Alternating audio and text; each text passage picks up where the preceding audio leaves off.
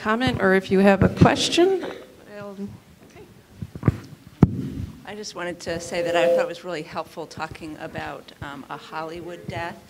I think one of the things I find difficult as a physician is when you're giving somebody a terminal diagnosis, very frequently people ask, how much time exactly is there? And I think that's a myth that Hollywood gives us too, that we can tell people it's going to be, 12 days or 6 months.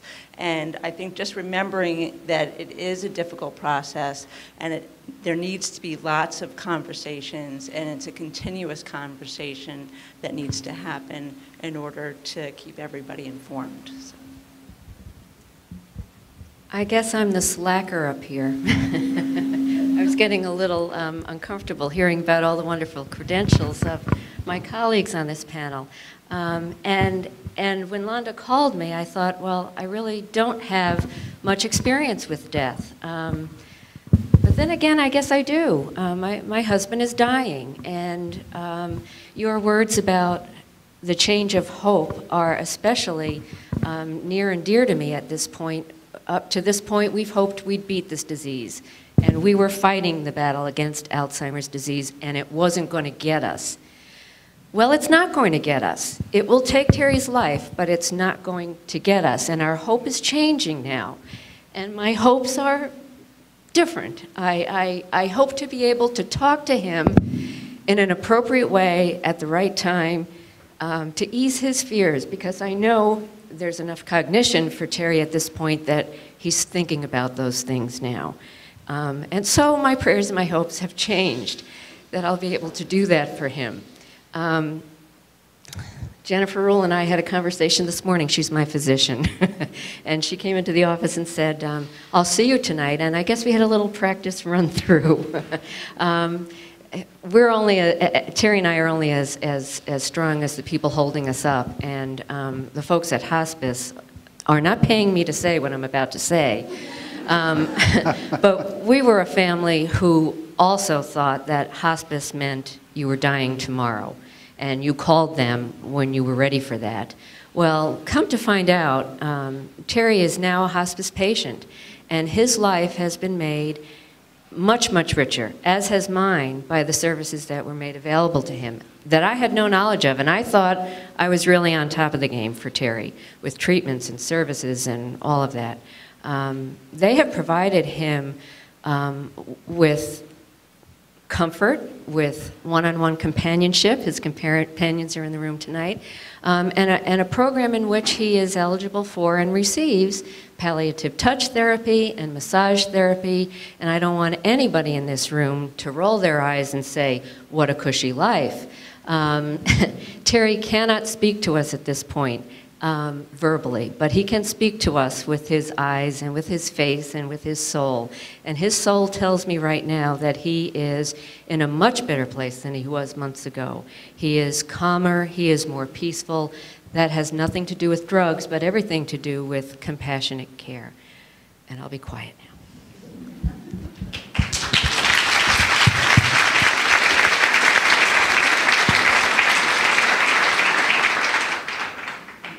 I'm here. I'm hoping that if anyone has any questions about how things can be done in the hospital, maybe how to do them differently, or... I apologize. I'm hoping that if you have any questions about how things can be done differently in the hospital, if you have any medical questions about how things can be done, both from a nephrology standpoint and an inpatient medicine standpoint, a lot of times you'll find that a lot of your doctors will be working as a team, and sometimes that various members of the team, not everyone will be on the same page. So sometimes that can be confusing for patients in the hospital and for families.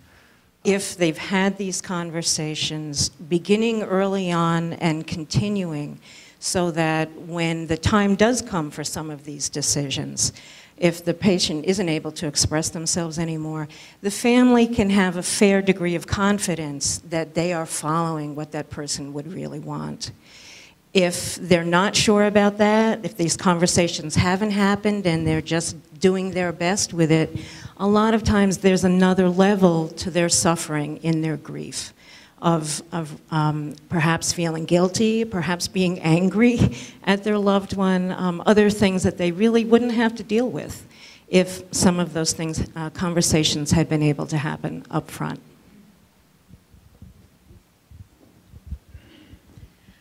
I just really appreciate how much communities of faith have been included, especially in recent years, with the death and dying and end-of-life care.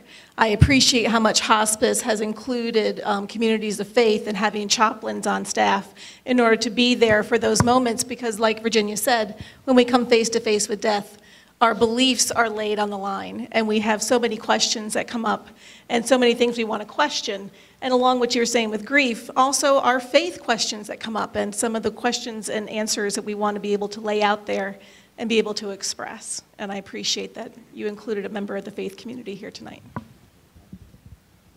I do think one comment I'd like to make, I think a lot of physicians now are really careful, and it's important, and I always say to patients that even if they choose not to do a treatment, that my care of them doesn't stop.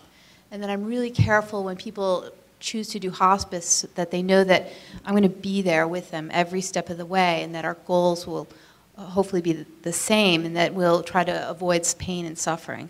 But I think there also is a fear on the patient side of abandonment. And so I think the physician has to be very careful that they understand that that won't happen.